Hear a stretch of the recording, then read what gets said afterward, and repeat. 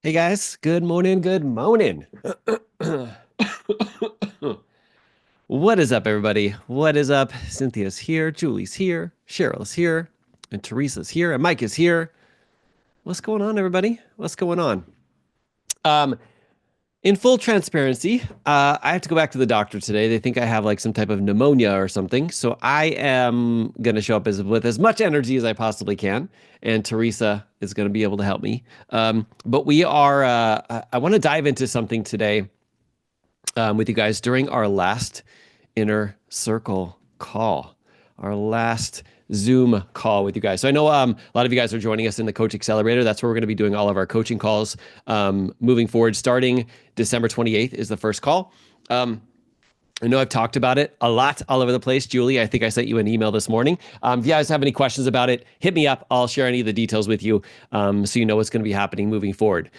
But today, what I really want to do is I want to take what you've been able to accomplish this year, thinking about like what are some things that you're really that by leaning into actually helped you speed up the growth in yourself, in your business, with your relationships, wherever it was that you were looking to achieve in last year.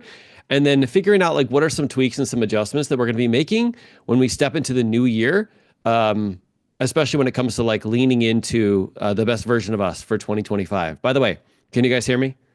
Can everybody else hear me? Okay, cool. Cool. All right.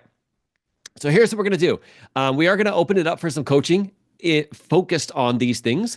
But I'm going to ask you a series of questions, and I want you guys to take a few minutes, and I'll put some music on, and I want you to brainstorm it and then type in the chat what your answers are. All right. And once we get through these questions, then we'll be able to open it up and we'll see who either needs some coaching or some mentorship or some advice or some direction based off of what comes up from here. Okay.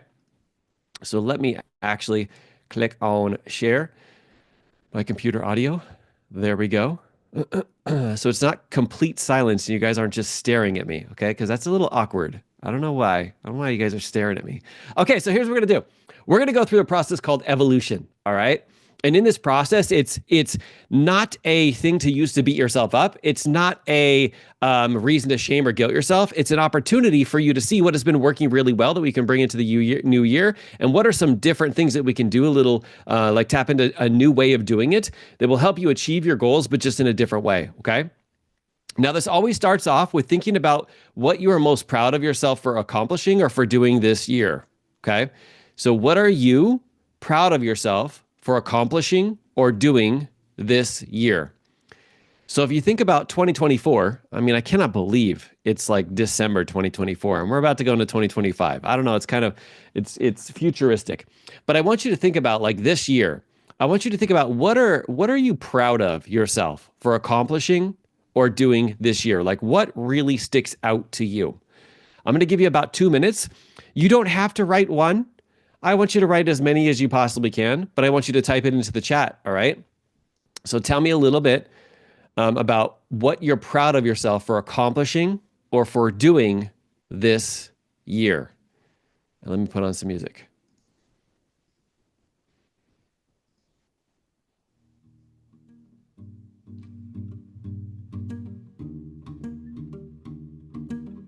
And once you have it, feel free to type it in the chat.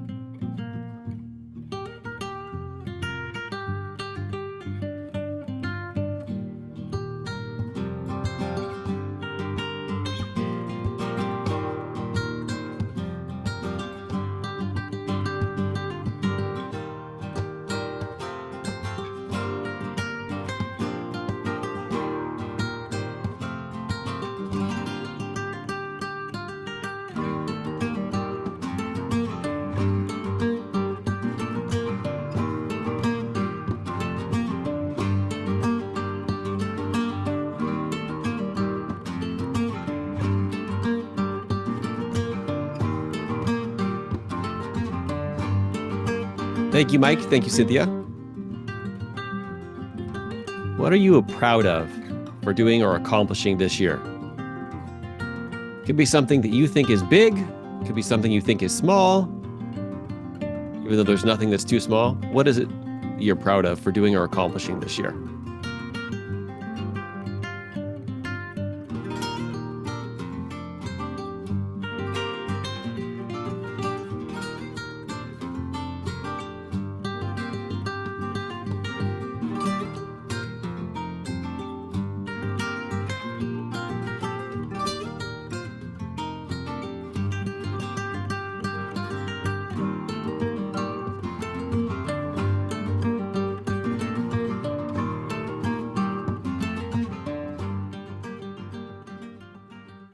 All right, keep writing, but let's read some of these. Cynthia said, processing pain, focusing on things I can control. 100% proud of you, friend, for doing all those things. You guys will see a big part of coaching, not only coaching yourself, but coaching others, is helping yourself and also helping others focus on the things they can control. Because all of those other things are just a waste of time and energy, and it's just us beating ourselves up. Mike says losing 30 pounds and getting back in shape, as well as becoming a certified life coach. Good job, Mike. Proud of you, brother. Cheryl says, I made my husband a priority, went on a family vacation and second honeymoon. Bam. I have paid life coaching clients. I love that you put that second, Cheryl. I love that. I love that you guys were able to connect and do some of those things in Hawaii, nonetheless. Show off. Julie says, maintaining the household, completing 75 hard again, and realizing there is more to work on with my siblings in regards to my communication expectations, getting more curious, appreciative, and calm. Yes, Julie, I think I sent you, I replied back to your email today.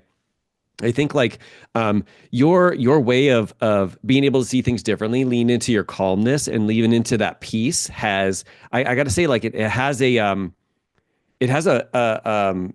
what's the word? It has a, impact, makes an impact on me because I can see how you're showing up and I can see how even just from the questions that I ask you and the responses that you get, it's kind of like coming from a peaceful and calm place. And it's one of those things where, you know, when you're around people who are, you know, peaceful and calm and leaning into that, it's contagious. Just like how energy is contagious, that's contagious too. And I can really sense that calmness. So thank you for giving us that gift, friend. All right, guys.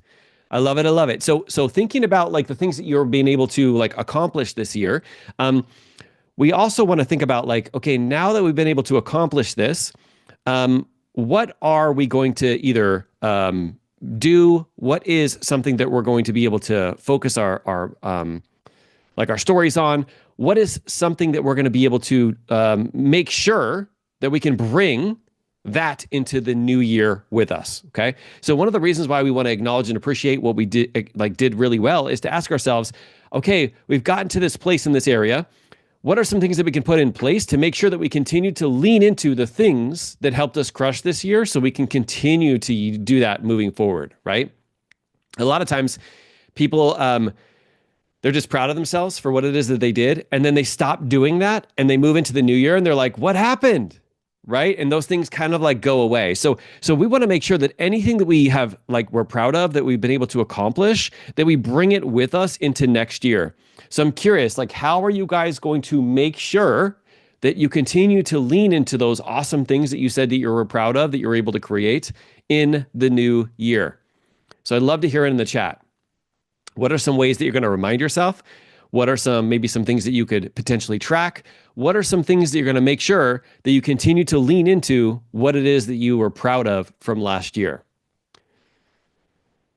Put on some music. Type that in the chat for me.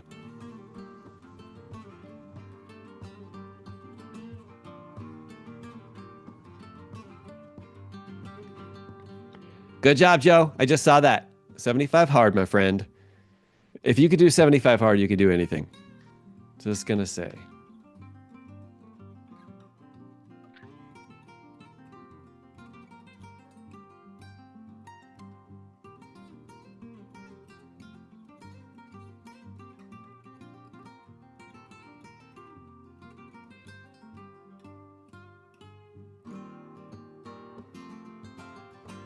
So what are you going to do to make sure that your wins from last year continue on into the new year?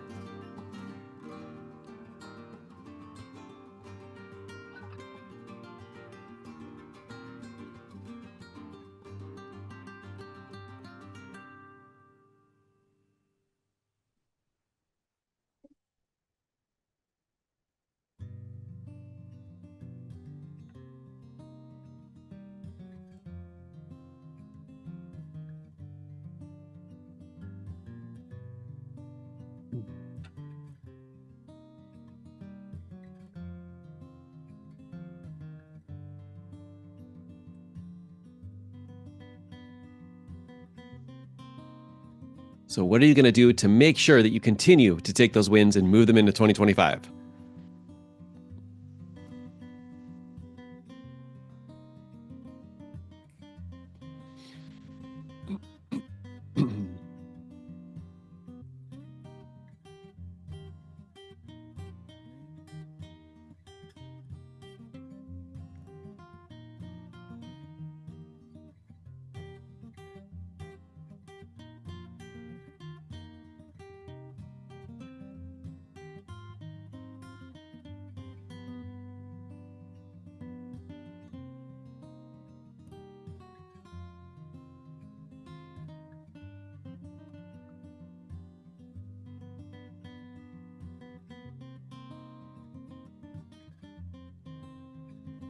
I think we got a couple more people, and then we'll move on. So what are you going to do to ensure that you're moving what you're most proud of from last year into next year, so you can continue to have those kind of results?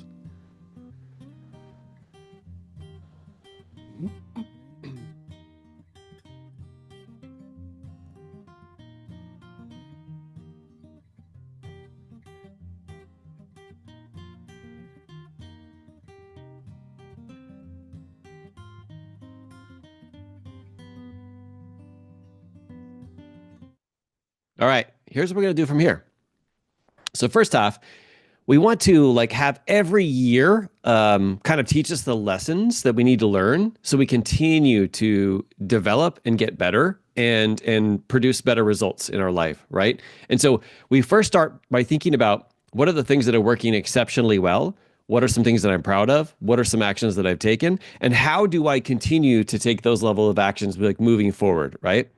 But the second question has to do with what are some things we would do differently, right? So I want you to think about this, related to the goals that you had from last year.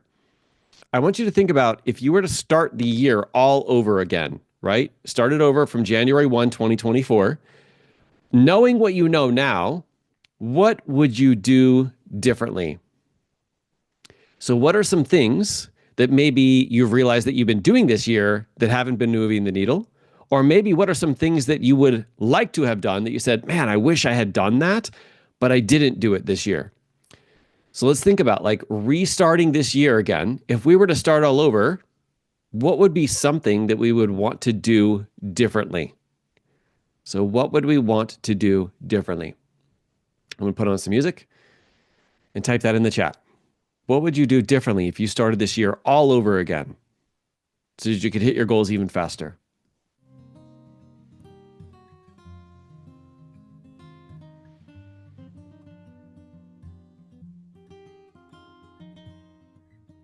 And Cheryl, if you are adopting, I am available because I can go to Italy, my friend, okay? I'm just saying.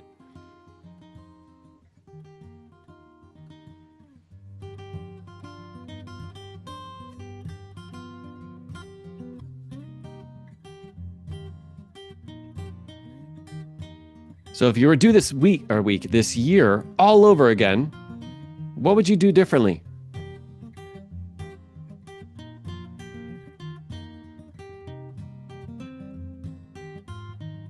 And for this one, I don't want it to be, oh, this year turned out exactly the way it was supposed to be because I had to learn the lesson. Because we want to actually learn a lesson this year. So what would you do differently? Remember, we're going to talk about what Cynthia talked about, which is focusing on the things you can control, right? So having something to do with the stock market or something on the outside is not anything that we can even reflecting on that would be helpful. But based off of the things we can control, what would we do differently this year if we could start it all over again?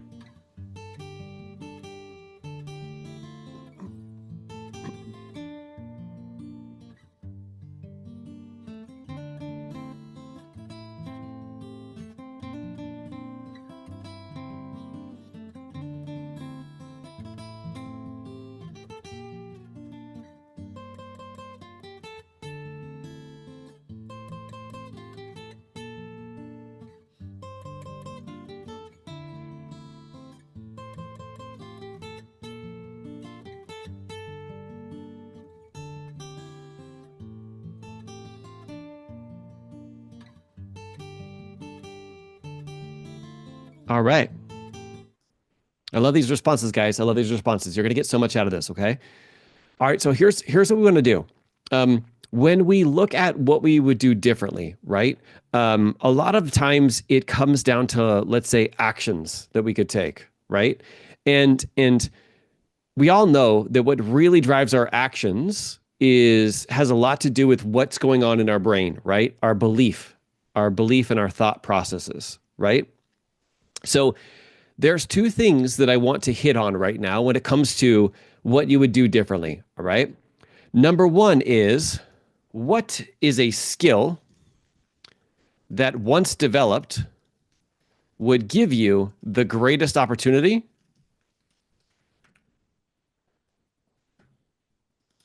Apparently I can't spell. Would give you the greatest opportunity to take those actions.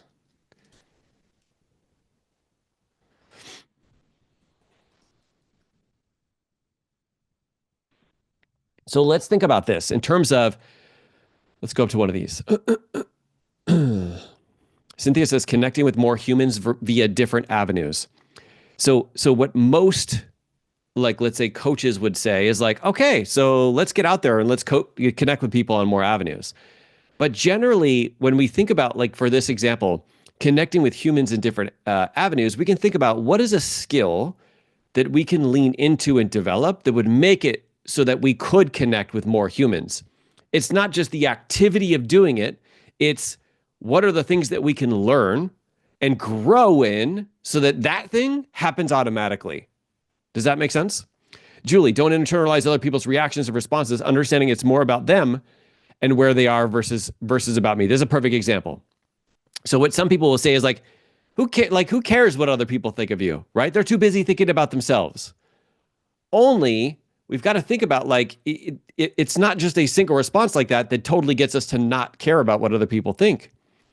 But there's a skill that you can lean into, whether it's like the ownership part of things, whether it's the being able to reframe your brain, being able to tap into coaching and retrain your subconscious mind. Like, there's different skills that you can learn that will make that thing start to happen automatically, right? Joe says, I get a paid job to give me a regular income so I can invest in a coach to help me accountable week after week. And then I would have the inner emotional conflict of working on my own business without bringing in income. Yeah, Joe. So here's where my brain goes to this one is like, what is a skill that you can develop that will help you to fully take charge of that, like you said, inner emotional conflict? So there's both the internal thing, which is the skills, the person that we can become that will just make that problem disappear, right? Or make that solution just happen, right? That's the first part, right? And then the second part is putting yourself in an environment to make sure that you're able to achieve that goal, all right?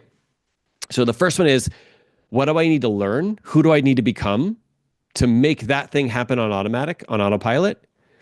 And then what is the environment that I can put myself in that would just make that feel like it's just a normal thing?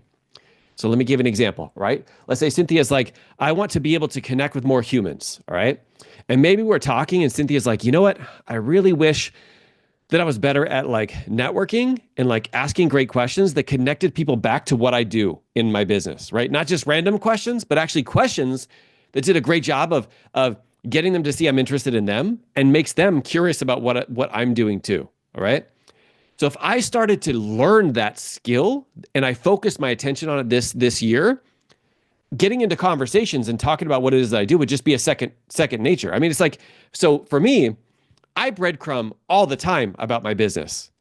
It's natural. I don't have to think about it. And it's because it's a skill that I developed because I was like, you know what? I would really like to plant a lot of seeds of how I can change people's lives, but I would like to not have to think about it all the time. And so I started to develop skills like messaging, like how to speak to people's problems. And by the way, all of these things are things that I'm going to teach inside of the Coaching Accelerator, is because when you get really good at that, you don't have to think about it. It happens on autopilot. And then before you know it, you don't even realize it, but you're dropping breadcrumbs of what you can do to help people, and they're reaching out to you and asking you how to work together, right? And it's because you've developed that skill. And then, of course, being in an environment. So if I was in an environment where people were really good at breadcrumbing and they were really good at like sharing what it is they do, they were good at coaching, for example, it would just become a natural behavior for me because when we hang around with other people who value the same things we do, it naturally elevates what I do and it makes it so it's easier. I forget which one of my kids I was talking to. I think I was talking to my older son earlier, and I'm like, life is hard enough. Why don't we take and make it easier when we can? And how we do that is number one, the environment that we're hanging out with. If we're hanging out with other people who have the same values and goals and everything as us, it's just a second behavior, right? When I was a police officer and I wasn't hanging around with a lot of positive people, it was a lot of negativity going around. There was a lot of negativity coming out of Mark's mouth because it was natural for me to want to fit in and blend in. And so that was just the environment that I was in. But when I made sure that I was very cognizant of the environment that I was in and spent more time in this other area, that's when things started to speed up. But then I realized that I needed to develop some skills. And so I was able to focus and hone in my attention on what are some skills that I need to develop that will help me like make that thing, whatever that goal is, happen kind of on autopilot, right? And those are the things that I want you to think about today. I want you to think about, first off, what is a skill that you feel that if you leaned into would give you the greatest opportunity to be able to accomplish the things that you wrote in the chat right now about what you would do differently? And what's an environment that you can put yourself in that would give you the greatest opportunity to be consistent with that thing? So I'm going to put on some music again. Go back and look at your what you wrote there and ask yourself, what is a skill that I can develop? And if I develop that skill, it will give me the greatest chance of succeeding in this area. And also, what's an environment that I can make sure that I plug myself into, that it's just normal for people to do this thing so that it happens on autopilot for me?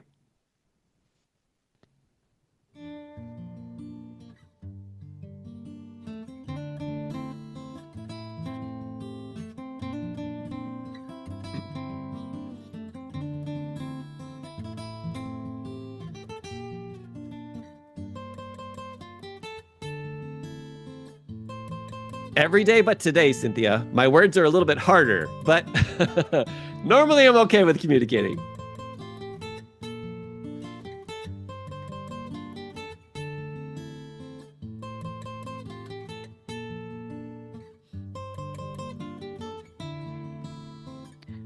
I was going to say one thing. Oh, you could say more than one thing. So it doesn't necessarily have to be a new skill. It could just be a skill that you're trying to develop more. So up leveling a skill. So don't just think of, oh, I have to learn something new. It can just be, I just need to hone in on a skill that I've already been developing. Yep. Good point. Good point. Good point. So now on that topic, as you guys are thinking about this and writing it out, one of the things that I always have running in the background is, how do I become a better coach? Right? How do I become a better coach? So as I'm like teaching master coaches, as I'm developing my coaching, like one of my things is I always want to be growing when it comes to becoming a better coach, even if everybody thinks that I'm a good coach already. And I'll get that feedback from people like, oh, you're such a great coach. Like, and I'm like, I'm still putting myself into environments, learning different strategies, learning ways of up leveling what it is that I'm doing. That's literally why we created the Coach Accelerator, because I'm like, I feel kind of handcuffed where I'm at right now. And I'm like, no, I got so much more to share because I've been in like 7 different coaching programs. I've learned different certifications. I've learned different ways of asking powerful questions. And I'm like, I want to be able to like use that and continue to up level, not only me, but also the coaches that are around me. Right. And so it could be like Teresa said, where it's like, this is a skill that I know that I'm going to be like the best in the world at, and I've got to continue developing it, because as I'm developing it, it makes me more excited about it. It gives me more tools and more ways of helping people. Right. So it could be something that you've done before. It could be something you've realized this last year. You're like, I'm not really good at this and I need to get better at it, right? Cynthia brought up communication. I was not, I'm not going to say that I'm great at it right now, but I was way worse back before I actually started to devote my time and attention to communicating, right? That's why I had to join the Dad Edge, because I was not good at communicating with Teresa or my kids, my family, anybody. I would like keep it in. And I needed to develop that communication in a way that allowed me to show up and really connect with them. And that, guess what? Made me better at connecting as a coach. It made me better connecting with my friends. It made me better, honestly, connecting with myself. And so that was a really big thing. That was a couple of years of learning how to communicate better, right? And when you focus on that, it's not just this is like personal growth. When you focus on personal growth, it touches every area of your life, right? So if you think about communication and how you can connect with other people, it's going to help you in business, but it's probably going to help you in your personal life and with people you lead and with work and with your spouse and with your kids, all those different things, right? So I really want you guys to think about what is one of those skills that you can develop so that you can hit these goals that you want to hit in 2025 and make it happen kind of like on autopilot.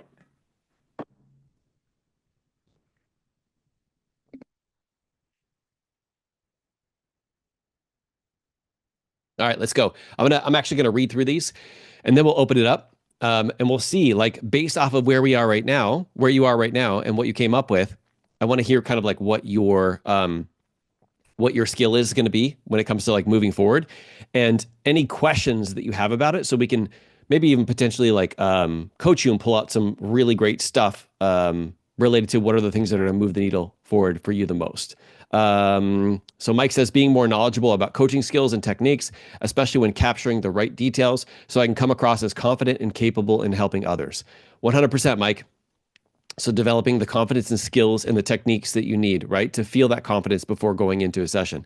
I wrote an email about this. You guys are going to get a lot of emails if you're on my email list, but I wrote an email about this where when you are confident in your ability to help people, it comes through to the people that you're coaching and it helps them feel confident with the information that you're giving them, so much so that they feel like they can achieve the results.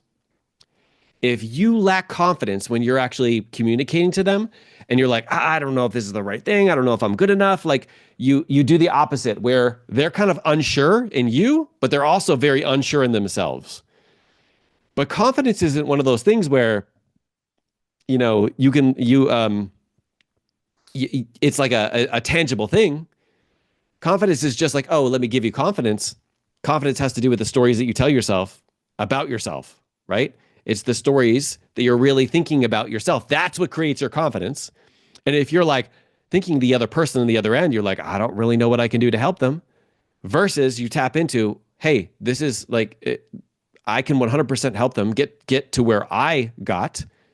I don't have to help them get to anywhere that I've never been. I just have to help them get to where I currently am. And when you like tap into those two different stories you can tell yourself, it's a different level of confidence you can have there, right? But being able to develop that confidence is huge, right? I mean, that's the reason why we even put together our program because like confidence is such a big deal. You don't realize it, but sometimes you're the way that you're communicating doesn't make it feel like it's possible for the other person, right? So I like that, Mike. Cheryl says, creating speaking presentations because I have avenues to do this. Yeah, Cheryl, I know you're going to be a part of the Accelerator. In terms of speaking presentations, let's think about like what are some skills or some ways, some things that you can like focus on learning that would help you when it comes to being able to put together those speaking presentations.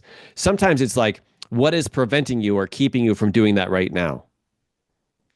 Sometimes your brain will offer you like an idea of like what that could be, and then it could actually be a skill for you to lean into, right? Julie says, learn more about healthy nutrition, stepping out of my shadow. Yes, Julie. I also find that when I explore those things, it definitely helps me stay more consistent too, right? I mean, like when I was wanting to lose weight and I started to like learn everything that I possibly could about it, I'm the kind of person where when I know it, once I know it, it's kind of hard to not do it. And so being able to lean into that and finding different ways of doing it, like actually helps you be more consistent, right? Joe says self-belief. Being out of the corporate world for over 13 years makes me feel totally out of touch, and I'm still good enough. Ideally, I'd love to get into the Coach Accelerator once I'm back to bringing in my own money. Yes. So Joe, we've got to think about this, okay? Let's think about this a little logically, all right? You actually have to develop the confidence before you're going to make any money. Like it's this process that's called be, do, have. And you guys know this, right? We've talked about it before. This is what this entire call has been about. Okay? And let me go through this real quick. So B has to be, it's focused on who do I need to become?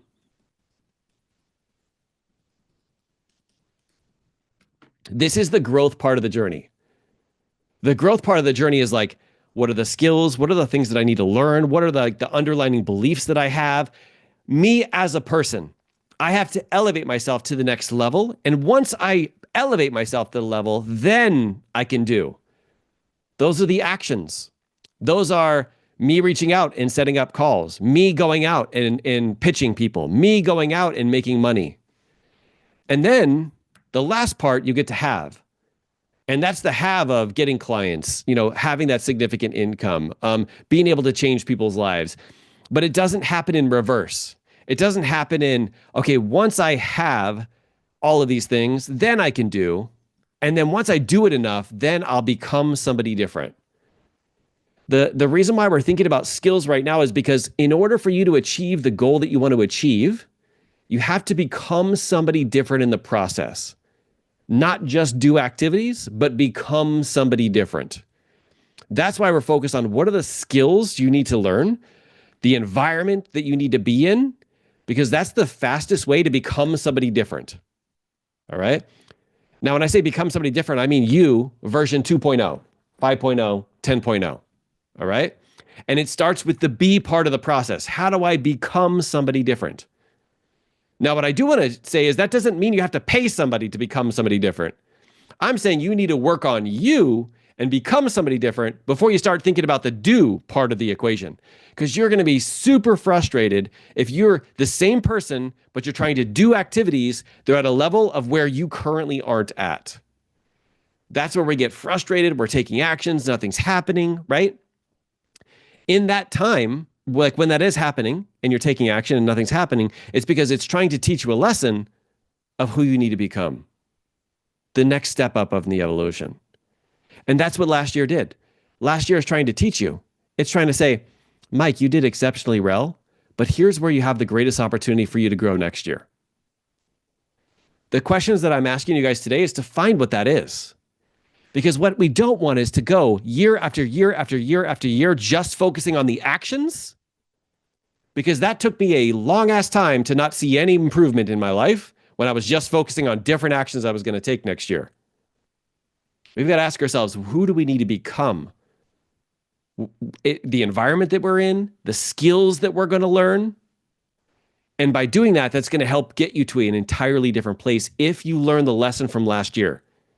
If you don't learn the lesson from last year, you're going to be repeating last year next year. And it's going to frustrate the shit out of you. And it's going to frustrate the shit out of me. Because there's nothing that I hate more than helping people to like get to the next level of growth and then them not getting there. And that's why it's like, for us, it's all about what can we do to help you become that person. Now, for us as coaches, to help you become the type of coach that can go out, get clients, make income, not overload yourself, right? Not like mess up your time management and all that kind of stuff. Like that's what we are here to do and help build up coaches like that. But when you think about like you and what you need to like lean into, that's why each one of your guys' answers here is a little different. Because we need to ask ourselves, who do you need to become? What is a skill you need to learn and the environment that you need to be in so that you can be the type of person that has these things that you've been working on, right?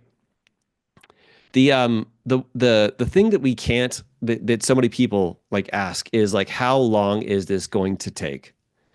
My question to you is, how soon are you going to learn the lesson? That's the answer. How quickly are you going to learn the lesson? Meaning something happens. If you want something different, you have to do something different, right? It should go on a mug. Can I share with you guys how I've been messing this up for the last 3 years? Okay. So like we just said, if you want something different, you have to do something different, right? So I have been a part of the PCC and the M&M for about 3.5 years. Okay. Honestly, when I look back at it, it's probably 2 years too long because I got comfortable. I kind of got complacent. I wanted something different, but I just wasn't willing to do something different. And so being in this place year after year after year and wondering like what's going to happen, like what's that next thing, I had to look inside, not on the outside. I had to look inside and I had to really think about what am I going to do to create something different. It's not going to happen automatically. It's not going to just magically be given to me. I had to sit down and have lots of conversations with Teresa about what are we going to do differently. Because if we keep doing what we've always done, we're going to keep getting what we've always gotten. And for me, it was like, okay, what are the skills that I need to develop? What's the environment that I need to be in that's going to help push me to the next level?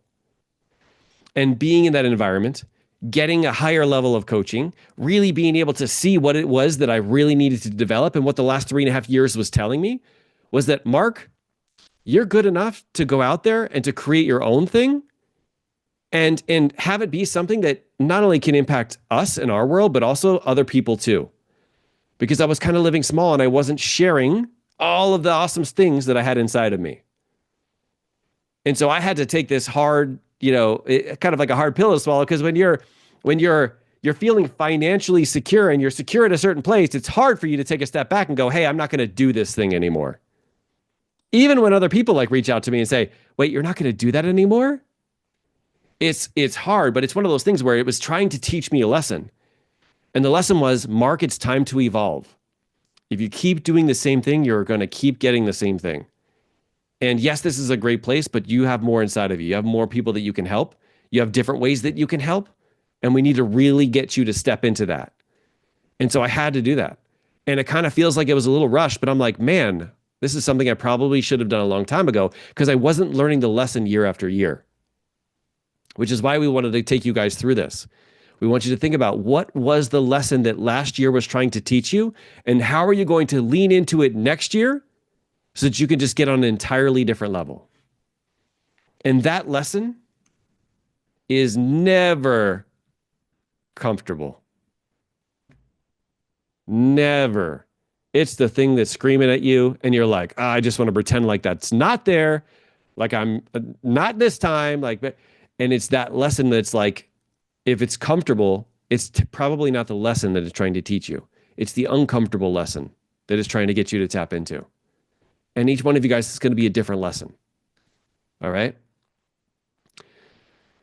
So let's do this. All right. We have about 20 minutes right now. Here's what I like to do. I like to open it up. Number one is I want to hear, what do you think your lesson is? What is your lesson this year is trying to teach you? And then number two, what's a question you'd like answered that would help you start to learn that lesson? So here's what I like to do. I'm going to give you guys about 2 minutes. I'd like you to write out, what do you think is the lesson that this year is trying to teach you? Remember, this is not a beating yourself up thing. This is every year is going to try and teach you a lesson, right? Every year, no matter what your level is, it's always trying to teach you something. And then what's a question that you think that if you asked here to the team, to me, to Teresa, to all of the amazing humans that are here on this call, that you think would help you the most right now? What would that question be? It could be a question about a challenge that you have, a question about a struggle that you have. I know we only have 20 minutes, but I really want to see what we can do to help you. But I want you to answer both of these in the chat. And then Teresa and I will come back on, or we will unmute and we'll have some conversations with you. Okay. Let me put on some music real quick.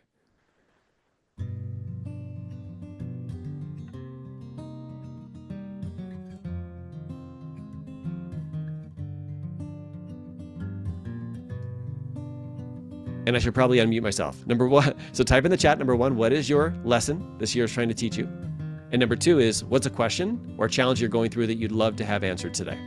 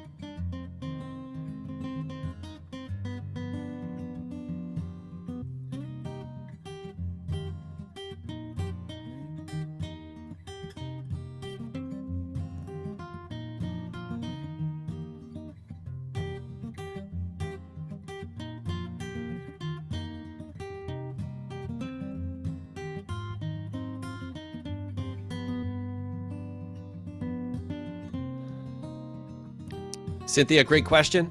Great question. Let's see what everybody else comes up with, and then we'll pipe in for that one.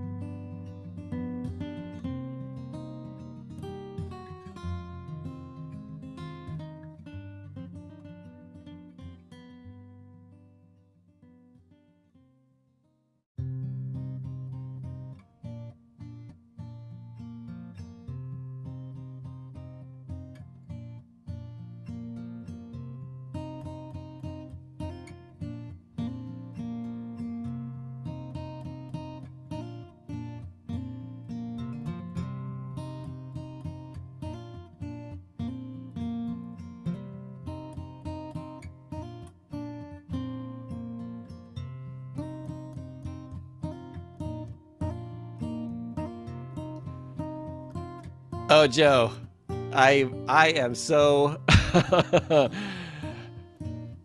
okay. We're definitely gonna answer that one. We're gonna answer that one.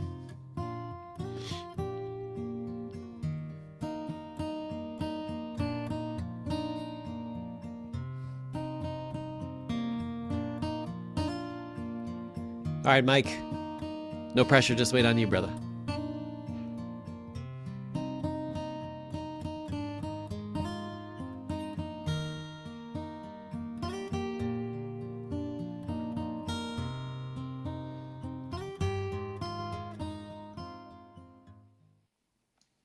All right, we're back.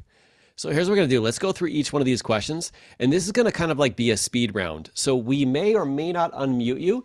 Teresa and I will give you some feedback from all of these, but we wanna do whatever we can to help you not only identify what that lesson is, but also help you move forward in the new year, okay? So I'm gonna answer this one, Teresa, this one from Cynthia. She said, communicate more. What is the best way to get clients and others to sign up for emails if you have no programs yet? So Cynthia, this is actually something we're going to be teaching inside of the Coach Accelerator. It's called creating demand for what it is that you have to offer. Okay. Now, here's what I mean is we always, like whenever we're having conversations with people, even yes, in our business, but even when it comes to us leading, us having kids, us leading our spouses, all that kind of stuff, we create demand for it to make it so that they actually want to do the thing we're asking them to do, not where it's like they don't want to and we're trying to force them. Right? It's kind of like the whole kids and eating vegetables that comes to mind, right? Like you can actually create demand by just saying, hey, guess what, guys?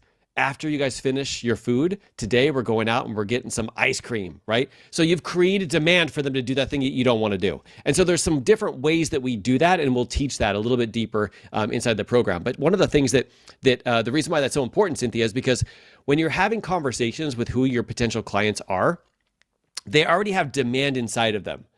They want something, okay? You got to ask yourself, what is it they want?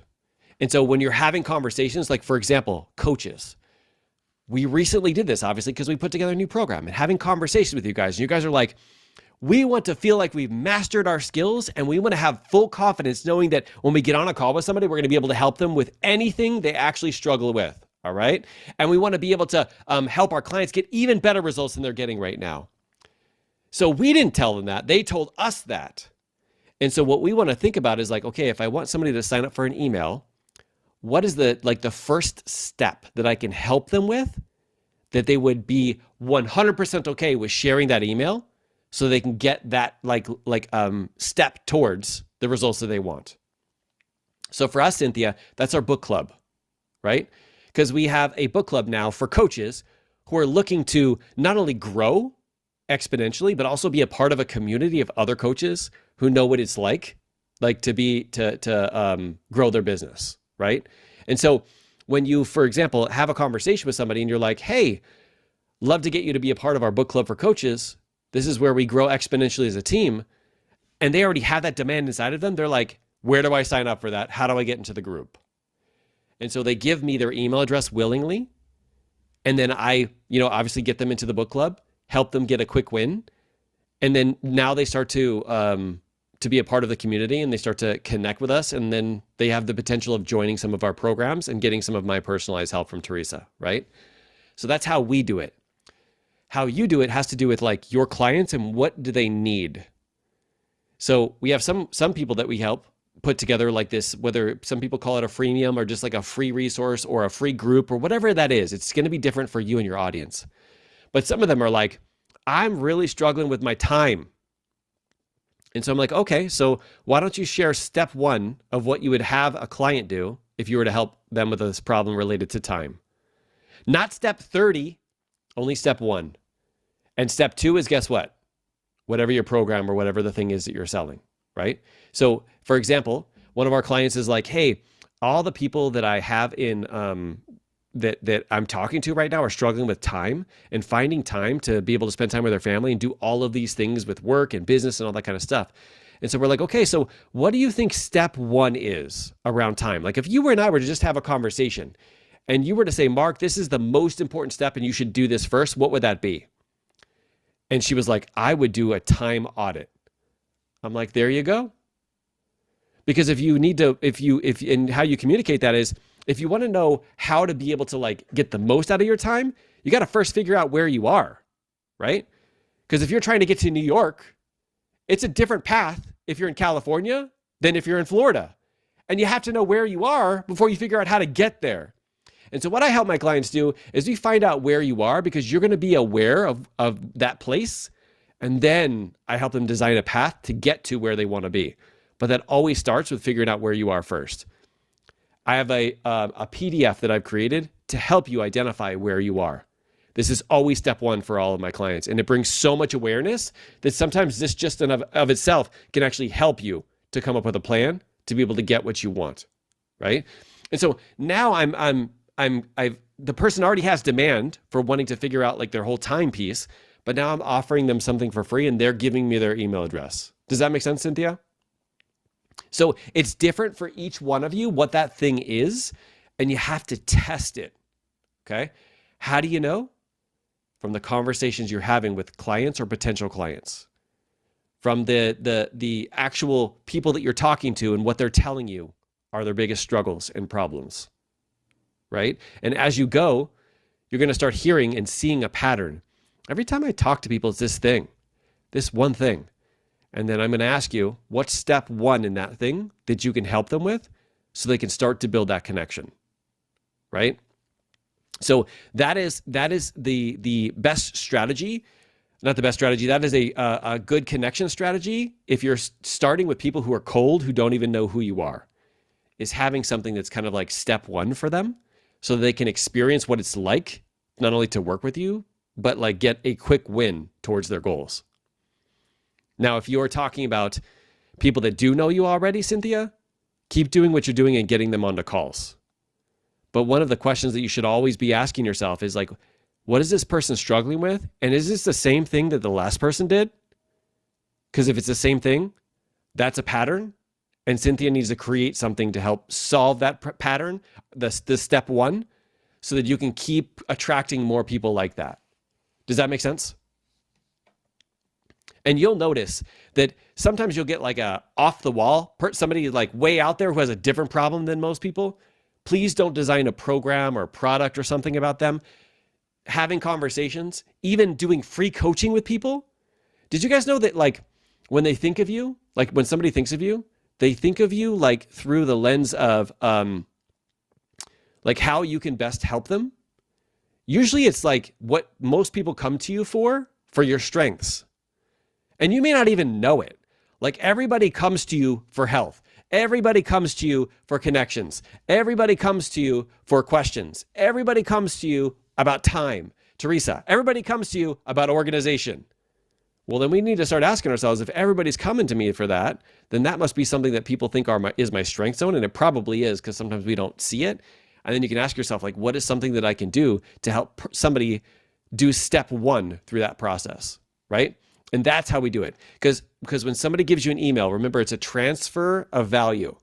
You have to make it so that they're getting something in return for their email address. And if that thing is so important to them that they're willing to transfer their email address, that's how you start that conversation, right? And obviously it's not going to, something you come up with is not going to like resonate with everybody. But if you notice that a lot of people are talking to you about the same thing, then you have that conversation. You've had that conversation many times. Then you got to ask yourself, what is that thing that I can put together that doesn't take me all day, but actually, helps me to be able to attract more of those people and is based off of my strength zone. Does that make sense? Okay. Let's see, Joe. Joe says, identifying what I really want and how badly do I want it. So one thing that comes up, Joe, is what do I really want and how badly do I really want it? I want you to be a little cautious of how bad I really want it. And here's the only reason why. Sometimes we can say that because we're shaming ourselves, saying that I must not want this bad enough now because I'm not willing to do what it is that, and what we're doing is we're focused on what we don't want instead of what we do want. There's a process that Teresa and I are going to take a lot of you guys through in the Coach Accelerator that talks about the difference between focusing your brain on what you don't want, which is all the things that are broken, wrong, or missing, and focusing on what you do want, which is the best of the best potential future that you could create. Your brain can't do both of those simultaneously. They can only do one. So if your brain is somehow going down the path of what you don't want, even when you're answering the question, what I do want, know that you can't actually simultaneously go down both paths. And we're going to create and manifest more of what it is that our brain is focused on. All right. So if your brain is trying to tell you, how badly do I really want it? I just want to make sure that you're not shaming or guilting yourself and really like your brain is kind of trying to trick you into thinking that you're heading down the path that you want to go down. When in reality, it's just trying to trick you out of doing it. It's trying to prove that you don't have it in you. It must not be important enough to you or any of those things. And it's because your brain can only use one of those paths at a time. And you're choosing this path. And that means this path gets what? Stronger. It means the synapses in your brain get stronger of rewriting it, and it just makes it so the nerves in your brain are just completely take over these other ones, and these other ones wither away because you're not focused on what you want, right? So yes, I would highly encourage you to focus on what you really want, but focus on what you really want, not what you don't want, all right? Or shaming or guilting yourself. And number two, being a cat person. I think Teresa and I are now cat people.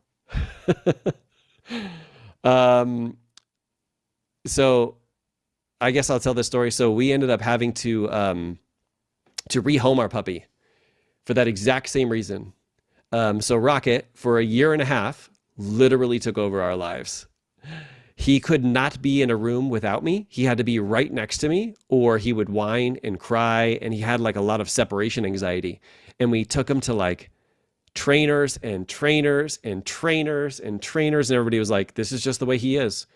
This is just his inner personality, and there's really nothing that you can do other than potentially putting him in a different environment with other dogs because he doesn't have a dog right now, but you're going to have to separate from him if you want him to have a good life. And I pushed back against it for about a year and a half until Teresa and I are like, wow, our entire life revolves around this puppy. And then one of the guys that is a coach of mine says, Mark, I have a question for you. Are you willing to have this same year for the next 12 years because your puppy's not going to change? Are you willing to deal with this for the next 12 years of your life? And I'm like, no, I'm not. So I had to make a change. This doesn't mean you have to make a change, but puppies can be super hard and super temperamental. So I'm going to throw that out as once we did, by the way, he's connected with the family.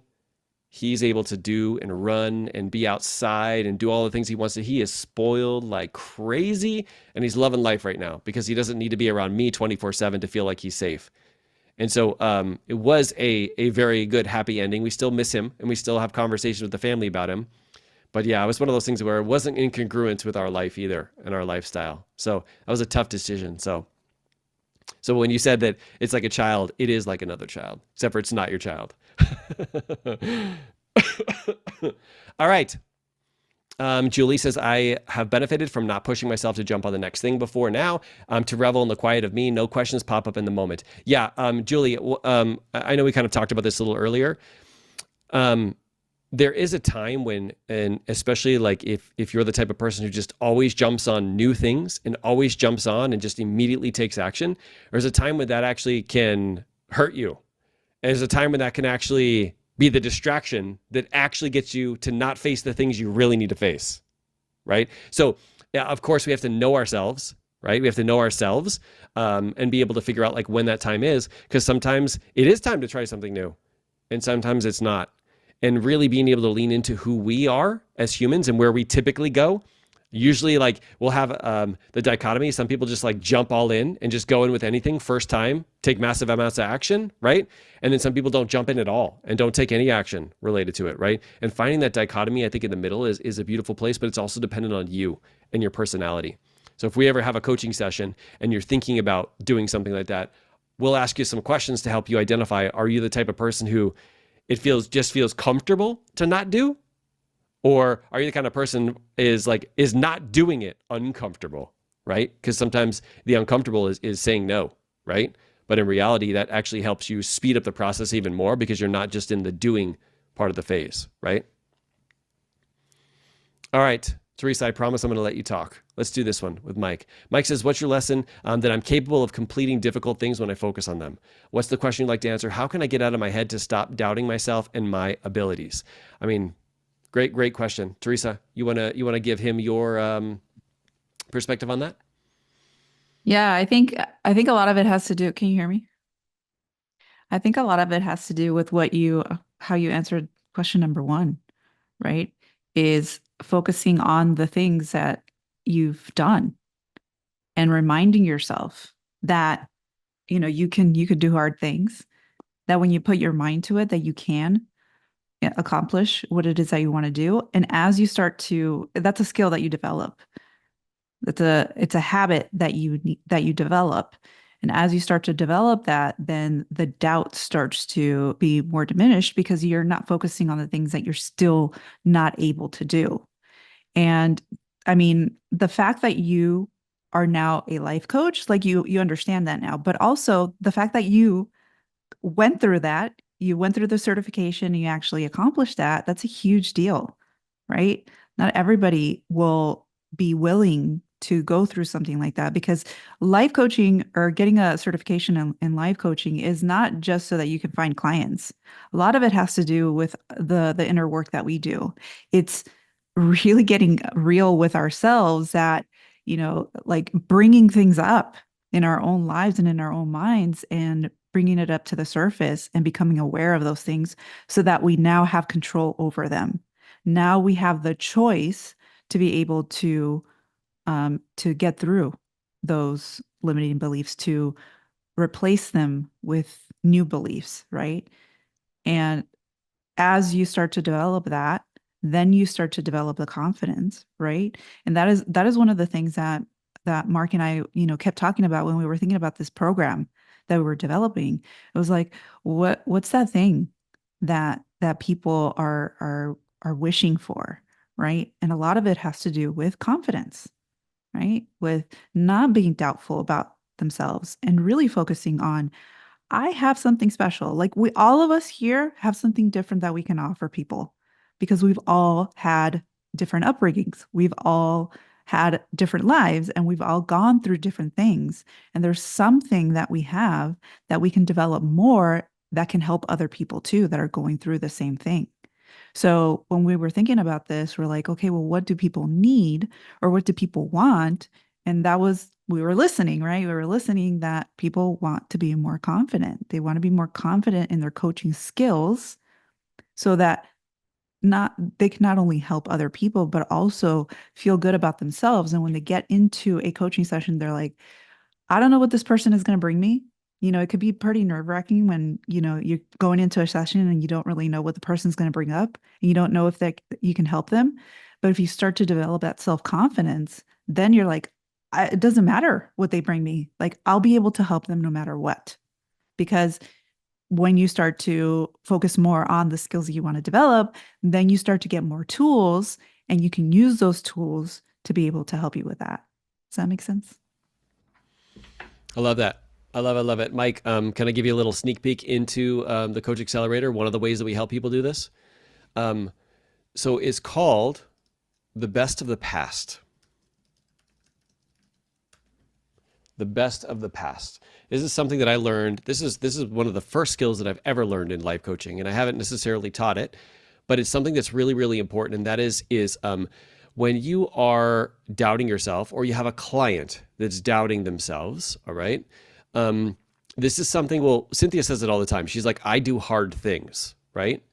What we do is we think about, okay, how have we navigated this thing in the past when it's come up, so that we can show ourselves that based off of the past, I already know that I can achieve this specific goal that I'm looking to achieve. So if Cynthia's like, I do hard things, like I have been knocked down, I've had to process pain, I have all of these things, and guess what? I'm still here standing. The next coaching session doesn't seem so difficult. When you think about, like I ask you, Mike, tell me about a situation you went through that was like you had low confidence, right? You were just starting out. You were like, I'm not sure if I'm going to be able to do this, but now your confidence is off the charts. Tell me about that. What happened? What were you doing to build that confidence? How were you able to achieve that? And so by doing that, Mike, you're probably like, oh, when I started out with this company, it was like my first day. I had no idea what I was doing. And then I was doing this and this, and then I was learning and I was putting myself out there. I was making mistakes. And now I'm the supervisor. Now people come to me about those things. Now think about that in terms of confidence level when you're heading into your next session. You're like, I've already done this before. This is just a different area that I get to do it in now, right? And so when you can grab onto like the best of the past, this is one ways that we use to ask questions. You can ask your client or yourself a question in terms of like, what are some things that I've been through, maybe in a different area, maybe in this area, that actually makes me the perfect person to get on and have this conversation with somebody, right? You lost 30 pounds. If somebody's struggling with losing weight right now, and you remind yourself, I lost 30 pounds. Of course I'm going to be able to help this person. Can you sense like the feeling of confidence that you would have getting on, going, hey, I'm just going to help them do some things that I've been able to do myself too, right? So really being able to tap into that best of the past, because the truth is like there is a time in the past that you've had this situation come up that you succeeded in navigating it. It's just that your brain is trying to pretend like it didn't exist because it wants you to remain fearful. It wants you to make it about you and then not make it about the other person. But when you can reframe it and go, oh, actually, I have been able to do this outside of this area, that means that it also applies here when it comes to coaching, when it comes to leaning in and helping this next client, right? And being able to go back into that best of the past and then bring that experience with you is another way of it's actually a way of using your past for you instead of against you. Does that make sense?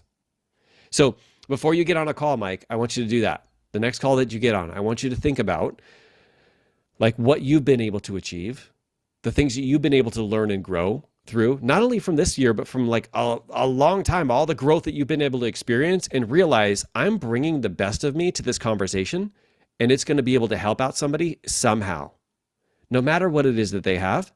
Because if I have experience in this area and they don't, I'm going to be the perfect person to be able to help guide them through it too. And like Teresa said, being able to do this and do it on the fly as you go is going to help build up that muscle so that you're able to develop that confidence, right? Now, there is something to say about skills too, right? Because when you have more skills, it will naturally develop more confidence, right? If you're going into a call, Cynthia's going into a call, and she's like, oh, this call is about processing pain? Oh, shit, I got this one in the bag. Because she's developed that skill, it does help you get more confidence. So it's not saying that skills are not important, but using like something like this where you can go into the best of the past will get you to see all the things you've been able to accomplish, bring that into the next session. And then if you find out at the end that there's a skill for you to lean in and to develop, that's what this is about, right? It's the same thing when you started with OtterBox. There was a couple skills you needed to learn working there, right? And then even getting to the next level, keep going up the food chain, right? There's new skills that you have to learn. You can't expect yourself to know it, but you put yourself in that environment and then you go, oh, this is trying to teach me this thing, right? which is exactly what we did this call from last year. We asked ourselves, what was last year trying to teach us? And you guys have really, really powerful focuses on your personal growth for this next year, right? Whether it's the communication, the skills, the confidence, whatever that is, you're like, this is the thing for me to focus on. So I want you to go all in with that. I want you to ask yourself, whatever that thing is, how can you go all in with that skill so that at the end of next year, you're like, I have mastered that skill that I talked about. And now you just elevate yourself to the next level and you're like, okay, what skill was this last year trying to teach me? And you keep building from that. This is that process called evolution. And when you keep doing that, you're going to keep getting better. You're going to keep becoming somebody else different. You're going to keep doing things on a different level. And then you get to have those results. But what I got to promise you is like when you get there, you're going to want more. You're going to be Cynthia wanting to help more people. You're going to be wanting to get more clients. You're going to want to have more freedom. You're going to want to be able to go on more vacations. You're going to want to, like, that's just a part of it. But in order to have all of that, you have to make sure that you're willing to become somebody different in the process. Does that make sense? All right, guys. All right. I think that was it, huh? Oh, Cheryl, be brave to share my ideas for coaching, develop more relationships for new clients, and how do you get a plan to experiment? Ooh, ask me that last question. What do you mean by that? How do you get a plan to experiment? I guess what I've realized is I have great ideas Yeah. and I feel like I don't jump on them Yeah. until it's too late. And then, Mm. I mean, perfect example. Here you go. Yeah. 12 days of fitness, right? I've been doing it for years. Oh, crap. 12 days of fitness already came and went, right? Mm-hmm. 12 days. And I'm like, dang, I didn't do that. Or, it's like things like that. Or when I have a good idea, I'm like, ooh, I could go there and I could speak about this. And then I sit on it and I don't do it. Mm. And so I'm wondering if I could plan better. Or I do want to experiment with new things, but I'm Yeah. finding even my old things I know about, I'm not doing. That's Yeah. kind of where I am. Like I got to be doing this stuff to grow. Mm-hmm. Yeah. So here's something that comes up, and this is going to be more mentoring, Cheryl, because I have also become the type of person who has different ideas. But if you've ever worked with Josh, he has 37,000 ideas every single day. And he has a strategy that he uses that I now use that actually helps me make a decision on which ideas to lean into and which ones not to. Okay. So if I have an idea, all right, I'm not going to keep it inside of me. I'm going to let it out into the world. I'm going to talk to Teresa. I'm going to talk to my accountability team. I'm going to talk to my coach. I'm going to be like, hey, here's an idea. Just going to throw it out there. I don't take action on that idea right then. I throw it out to see if the universe is going to tell me it's a good idea or not. Right. And so I'll put it out in the world and sometimes I'll write it down on my to-do list and I'll see, how does this idea feel like a couple days from now? How does this idea feel next week? And sometimes it's like, I love that idea. Let's do it. But most of the time I'm like, that one sounded like a good idea in the moment, but it was not a good idea because I thought about all the other reasons why, it's not a good idea. And it doesn't come up again. And so I don't implement it. So, and the reason why is because if you find yourself coming up with ideas and either you're not doing any of them or you're doing all of them, we've got to ask ourselves, how do we get ourselves somewhere into the middle ground? And so for me, being able to toss it out there, and usually what I'll do is I'll ask Teresa and I'll just wait for her response because her face always tells me whether it's a good idea or not. Just because I know her and I know how she responds. But I also I'll reach out to Kurt. I'll reach out to some of the buddies in my coaching program and I'll be like, hey guys, I thought about this. What do you guys think about this? And sometimes it's a great idea and I'm like, I'll do it. And sometimes it's not, but I allow myself to put it out into the world because sometimes an idea is awesome in our brains, Cheryl. And then when we put it out loud, we're like, that was dumb. I mean, that 12 days of fitness is an incredible idea, but you don't have to make it 12 days. I mean, you could go in there now and you can make it the 9 days or the 8 days or the 4 days or whatever amount of days, 7 days, right? Because people like that 7-day kind of thing. You could do that if you decide to do it, right? But I would throw it out and see what the world like says about it, right? Hey guys, I'm thinking about putting together like the 7 days of Christmas for this, this, and this, and this. If I were to put something like that together, who would be somebody who'd be interested in doing it? Oh, by the way, this would be a free program to really help you do this, this, this, and this. And now it's an idea, it's out into the world, and you're like, let's see what the world says. And you go back tomorrow, there's 0 comments and 0 likes. And you're like, well, I think my people saw it, but nobody thinks this is a good idea. Maybe I shouldn't do it.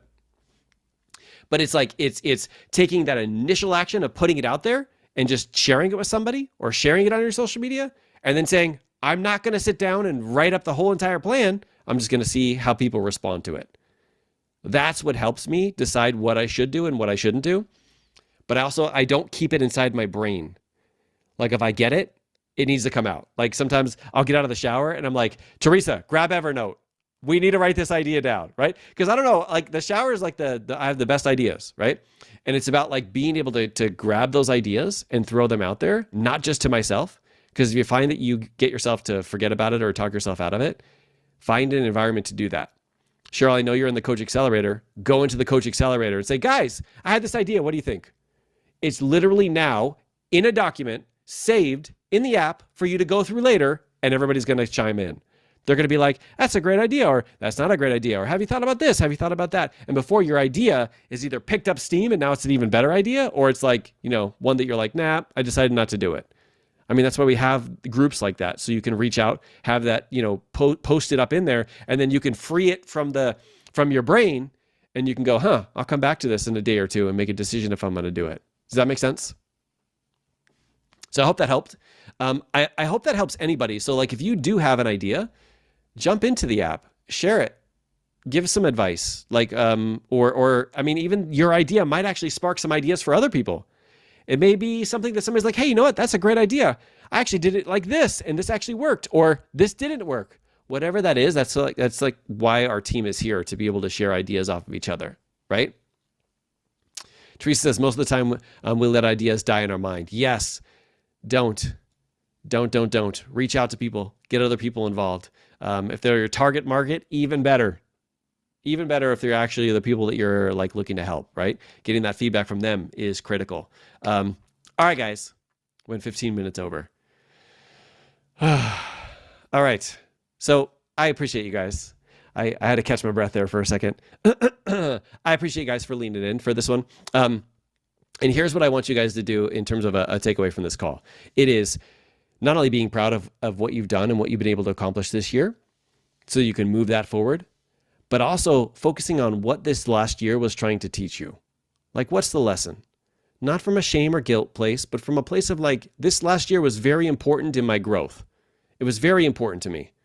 And how I can make it even more important is to think about like, what are the things that I would do differently? What are some of the things that I can learn from this year? So next year I don't have to struggle with this thing ever again. This challenge may come up, but it's going to be so much easier because I've been able to get through it. And now I've navigated and I've learned the lesson and I become somebody different in the process, right? And by doing that, like, that's how you're going to make next year better. That's how you're going to make next year different. Right? I know a lot of you guys are in the Coaching Accelerator, so I can't wait to get started with that, to share some of these things in a little bit deeper. But don't forget, like, we also have our first call is December 28th. So if you are in the Coaching Accelerator, that's an important call because we're going to be talking about your goals, your wildly important goals, how to kind of like not only step in and track those goals, but how to figure out how to get to them. We have a new way that we're going to be sharing with you guys to really be able to crush it in 2025. So don't forget about that. Join us on Zoom on the 28th. All right. All right, guys. You need anything else, don't hesitate to reach out. Thank you guys for what you do out there. Thank you for all these questions for today and being the coaches you guys are, going out there, trying to make a bigger impact in the world, trying to help people who are struggling with things. Like, it takes a very special person to be that type of coach. And I just want to say thank you for the world, for having you to be able to go out there and to share your guys' awesomeness and willingness to get uncomfortable to help other people achieve their goals. All while working hard towards achieving yours. So look forward to seeing you guys inside of the Coach Accelerator. You guys need anything, we'll chat real soon, all right? See you guys soon. Bye, everybody.